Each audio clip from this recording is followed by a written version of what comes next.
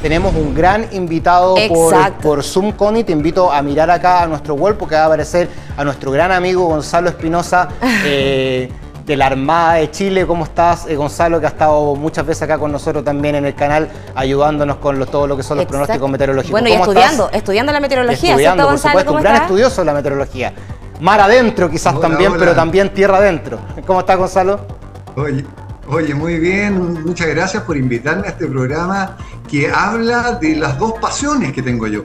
En primer lugar, yo soy oficial de Marina en retiro, capitán de navío en la Armada con más de 30 años surcando los mares y haciendo diferentes cosas. Por lo tanto, tengo algo de conocimiento de lo que se hace en la Armada y en las Fuerzas Armadas en general. Y por otra parte, mi gran pasión que es la meteorología. Así que súper contento de estar con ustedes, Connie y Gianfranco, y listo para conversar del tema que realmente yo no me había sentado a pensar y a poder contarles a ustedes qué es lo que pasa en una guerra y cómo afecta al medio ambiente, al clima y a todo lo que es cierto, a nuestra atmósfera. Eso es un poquito, Gonzalo, claro, el tema que quisimos traer a colación acá, porque siempre se habla, claro, por supuesto, de las pérdidas humanas, súper importante, de todo el tema de la guerra, cómo funciona, pero quizás descuidamos un poco el tema ambiental. ¿Cuáles son los principales daños que ocurren en el suelo, quizás en el océano, en el aire, por estas grandes cantidades de bombas, de destrucción?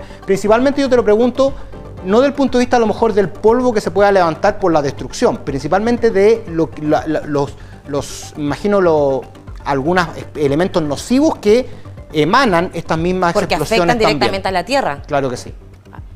Por supuesto, mira, primero que nada decir que desde siempre, desde el comienzo de los tiempos, las guerras han sido tremendamente destructivas y los dos principales aspectos que uno tiene en mente cuando habla de una guerra son las vidas humanas, por supuesto, y las pérdidas materiales, la destrucción. Pero el tercer aspecto y menos conocido es el impacto medioambiental, porque afecta en primer lugar a la biodiversidad y también afecta el ecosistema. Entonces, este tercer aspecto que es menos quizás comentado es lo que vamos a ver en este momento. En primer lugar, comentarles que el uso intensivo de la tierra, del aire y el mar por unidades militares, bueno, va generando una serie de repercusiones sobre estos mismos espacios, ¿cierto? Sobre el aire, sobre el mar y sobre la tierra. Lo más conocido quizás y lo que vemos en las películas con el uso de los camiones, de los tanques que pasan por la tierra, ¿cierto? Bueno, es una destrucción de la tierra. Debemos comentar, por ejemplo, que en la Segunda Guerra Mundial, Primera y Segunda Guerra Mundial,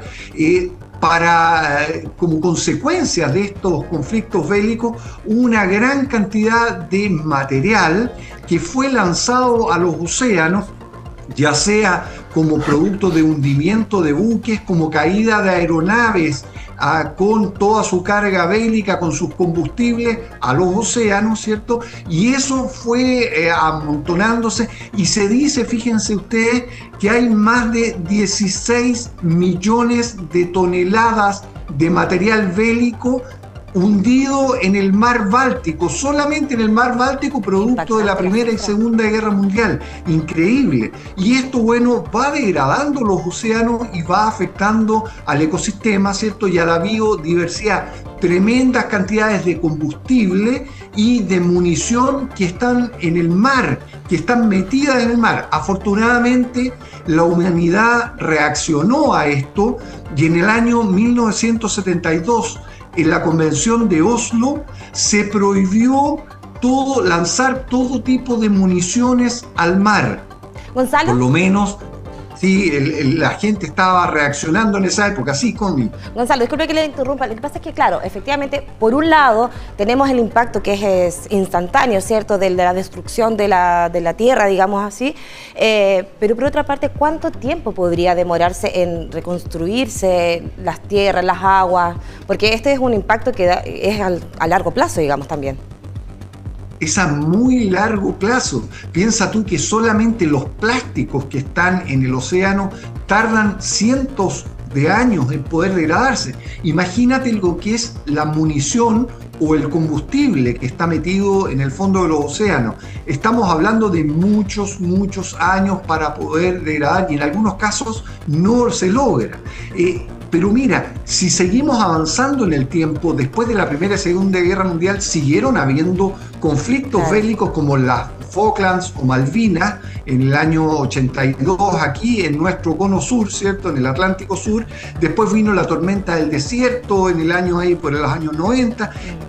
Ucrania el año pasado y ahora Israel. Bueno, fíjense ustedes que en Vietnam, por ejemplo, se utilizó una mezcla conocida como el agente naranja, que era una mezcla de herbicidas con algunos combustibles que se usaba para despejar los sectores selváticos que había ahí en Vietnam, y eso destruyó, pero toda la forestación, toda esta selva que había en Vietnam, y eso es prácticamente irreconstruible. Oye, Gonzalo, ¿se fijan? Entonces, sí. Una cosa que quizás mucha gente con todos estos datos que tú estás contando de la cantidad de guerras que hemos tenido prácticamente a lo largo de los últimos años, que es más o menos la cantidad de años que comenzamos a hablar un poco del calentamiento global. Sí. ¿Hay alguna relación a lo mejor? Porque muchas veces te estará preguntando, la gente dice, oye, yo prendo la estufa en mi casa y me alega que el calentamiento global, ¿qué impacto tiene esto? Nosotros siempre hablamos del daño humano, digamos, el diario. Justamente, o la industria y todo eso. Pero ¿qué impacto en el calentamiento global puede tener una guerra como esta? ¿Hay alguna, a lo mejor, relación y compararlo a lo mejor con una erupción volcánica, con 2 erupciones volcánicas, no sé, alguna relación que podamos hacer? Siempre contribuye, pero ¿cuál es el impacto? Claro.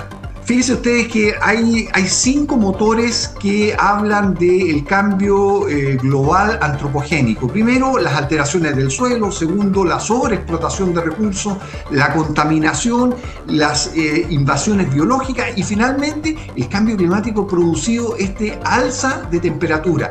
Y en este aspecto, las guerras suben la temperatura a nivel mundial, porque todo bombardeo, toda destrucción está lanzando primero CO2 al ambiente. Claro. Segundo, hay un aumento pero expansivo tremendo de la temperatura. Fíjense ustedes que cómo finalizó o fue el inicio del fin de la Segunda Guerra Mundial con el lanzamiento de la bomba atómica en Nagasaki y en Hiroshima. Y eso produjo una contaminación pero gigantesca. Se calcula que son millones de toneladas, ¿cierto?, de TNT que explosaron para poder comparar con las bombas atómicas. Entonces, por muy bajo que sea el impacto de las armas, siempre va a haber una emanación de CO2 y sabemos que ese es uno de los principales gases del efecto invernadero que están siendo lanzados por el hombre hacia la atmósfera y tiene sus repercusiones directas entonces en lo que es el calentamiento global, Gianfranco. Ya, gracias Gonzalo, muchas gracias por habernos aclarado todo esto. Gracias. Claro, más o menos yo creo que lo que puede ser un poco de sentido común y uno dice, sí, claramente daño es, pero ¿qué nivel es el daño? Es importante también precisarlo. Y que en el fondo es más o menos lo que nos decía Gonzalo, que no es, o sea, el impacto es ahora, pero también a largo plazo. A largo plazo, entonces, sí. Gonzalo, muchas gracias, meteorólogo en retiro de la Armada de Chile, siempre amigo de Canal 13 que está ahí con nosotros cuando nos necesitamos. Muchas gracias por todo. Muy bien, Gonzalo. Un abrazo, Connie, Gianfranco, y hasta la próxima. Chao. Gracias, que estés bien. Chao, chao.